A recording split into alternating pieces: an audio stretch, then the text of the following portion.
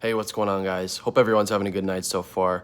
I want to kind of just give you guys a quick recap of day 3 of the NFL free agency period. A lot of moves were made today, a lot of good signings for a lot of teams that are really going to improve their team altogether. I think some of these deals maybe will go a little underrated because they're not the flashiest deals, they're not the biggest pickups in the world. But a lot of these deals are going to add a lot of consistency to some of these football teams, a lot of veteran presence in the locker rooms, that kind of stuff. And those intangibles go a long way. When you look at a player, someone who's going to be a good presence in your locker room, guys like that, they really do add a ton to a football team. So we're going to go ahead and walk through. I think I've got about 5 things that I'd like to look at, 5 guys that moved to new teams that I want to talk about just real quick. Shouldn't be a very long video. So number one is Andrew Whitworth. He re-signs with the Los Angeles Rams. So I think this is definitely a really good get for the Rams. Whitworth has been there for a long time. There were talks of whether he might retire after this NFL season. I think he's about 37 years old, if I'm not mistaken. So he's pushing 40 years old. That's definitely up there, especially for an offensive lineman.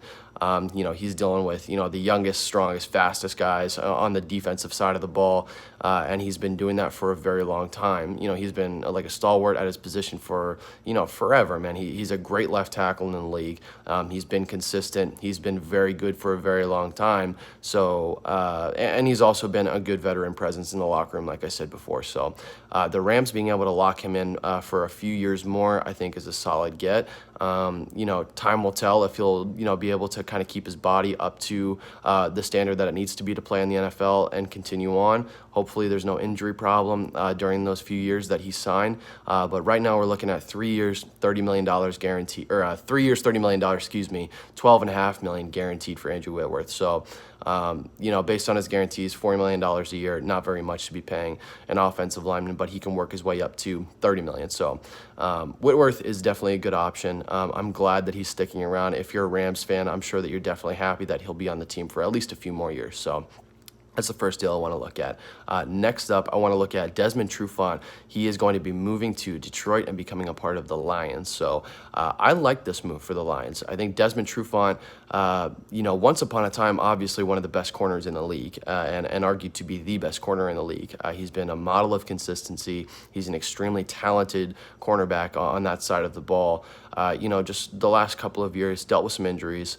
There was some inconsistency on the field, when he was on the field because of those injuries, and he's pushing 30. I think he's 29 years old now. So, kind of coming to the end of his prime, for a cornerback here. I think, right when you start pushing about 28, 29 years old is when a lot of teams look to start moving on from cornerbacks, just because, once you hit that 30-year-old, hump, that's when, a lot of that athleticism is going to start to, regress a little bit. So I think Desmond Trufant making a move, going to the Lions. I think, the Lions, this was a definite need for them. It was a position of need. Definitely something I think they should still address in the draft. I would like to see them try to pick up a Jeff Okudah, somebody like that, maybe Christian Fulton. There's a lot of options, I think, at cornerback, and I think that it's a big position of need. But at least you get Desmond Trufant to come in, veteran presence in the locker room, guy who's done it before. He knows how to play good football as a cornerback, so I think he'll definitely kind of solidify the secondary for Detroit. We'll see what happens with Darius Slay, whether he's going to be on the team this coming year. But if he is, and you've got Trufant, and then you're able to draft somebody like a Jeff Okudah, that's a nice-looking secondary. So we'll see what happens in Detroit. But so far, they're looking at 2 years, $21 million. Trufant is the newest member of the Detroit Lions. So next up, Chris Harris is going to be moving on to LA, this time with the Chargers. So Chris Harris going to the Chargers, 2 years, $20 million. Same kind of story as Desmond Trufant. He's a very, very talented cornerback. He has at one point been an all-pro, argued to be one of the best in the league. He's just pushing it with age now. So he's, I think, 28 years old, not quite past his prime, but at the tail end of it, and it shows sometimes. So Chris Harris still, I think, has a decent amount to offer. He's a very, very good player. He's going to be an excellent pickup for the Chargers. Question to me is whether they're going to make any significant pushes towards the playoffs. Now, without signing a quarterback in free agency, kind of going by the draft, going by Tyrod Taylor, maybe by going with Easton Stick, we'll see what happens with the Chargers. I'd love to see them make a playoff push, and I think their secondary is going to be that much better because they got Chris Harris on the team. So I'm looking at 2 years, $20 million. Chris Harris, newest member of the Chargers. Last two, I'm going to go through pretty quickly. Nick Foles. Bears went ahead and traded for him. Now, that's interesting to me. Curious what Trubisky is going to be doing here. So, I think a lot of people in the NFL are ready for the Bears to move on from Mitch Trubisky. Clearly a talented quarterback. He's got some arm talent, but the mental processing and his decision-making on the football field is just subpar. It's lacking in order to succeed as a quarterback in the NFL. He's got to have a better processor. He's got to have, that better football instinct in order to really succeed as a quarterback. And so far, he's just not taking the steps that he needs to take to be a better quarterback in the fast-paced NFL that he plays in. So Mitch Trubisky, I feel like, is, if he doesn't get traded or if he doesn't leave, I think is really going to be battling for a position with Nick Foles. I could see a situation where Nick Foles comes into camps and he outperforms Mitch Trubisky, and all of a sudden we're looking at Nick Foles leading this Bears team, and that could be the consistent thing throughout the season. So keep your eyes out for the Bears. It's going to be a very interesting situation with them. Moving on. Oh, by the way, sorry, actually, before we move on, the Bears picked him up for a 4th-round pick, and they're also going to restructure that deal. Nick Foles was, paid $30 million last year by the Jaguars. Certainly not going to be the case now. So Nick Foles will restructure that deal. They pick him up for a 4th-round pick. I actually think it's a pretty good deal, and Jacksonville, clearly ready to start moving forward with Gardner Minshew. So I think kind of a win-win on both sides. Foles can battle it out with Mitch Trubisky, maybe get a starting job there in Chicago. So, Nick Foles, newest member of the Bears. And last but not least, guys, talk about one of the biggest deals that was inked today. That's Dante Fowler Jr. going and signing with the Falcons. So 3 years, $48 million. This is a big deal, especially for Dante Fowler. Has showed flashes of being just a dominant defensive end in the NFL. But he's also showed a lot of streakiness. Not the most consistent pass rusher.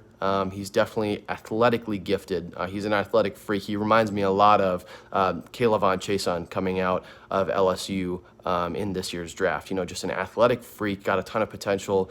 Technically, like with his mechanics, not the greatest, and that could hold you back in the NFL. I think that might be the case sometimes with Dante Fowler Jr., but clearly has a lot of talent, and if he can, get into the right defensive system with the right coaches around him, this guy could be one of the best pass rushers in the league. So he showed a ton of potential, a ton of production in LA with the Rams, and now he's moving on to fill a huge hole in Atlanta. The Falcons are in desperate need of a pass rush attack, and I think they may still address it in the draft. It's kind of same thing as the Chargers, or the Lions, where I think that, they pick up a guy, but they're still going to draft somebody.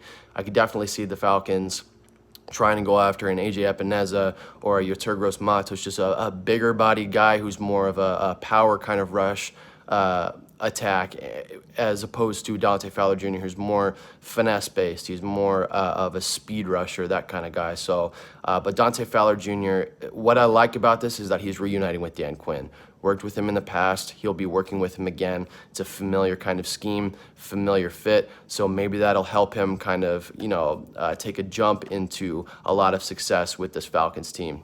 Something to consider is that a lot of times when guys are starting to kind of flatline or plateau on another team, jumping into, just a fresh environment in a new system, new city, just to kind of shake things up a bit, can really kind of put them in a better position and kind of put them on track to start performing up to their potential. And especially when you have, a familiar face in that, organization to help you along the way in Dan Quinn, that can really go, a long way for players like Dante Fowler Jr. So that's the last guy I wanted to go over today, guys. But day 3 of the NFL free agency has definitely been an active day. Kind of want to just give you a recap of everything that I thought really stood out. There's a couple of other ones. Leonard Floyd moving on, filling the hole in LA that Dante Fowler Jr. left behind, I think is a nice move.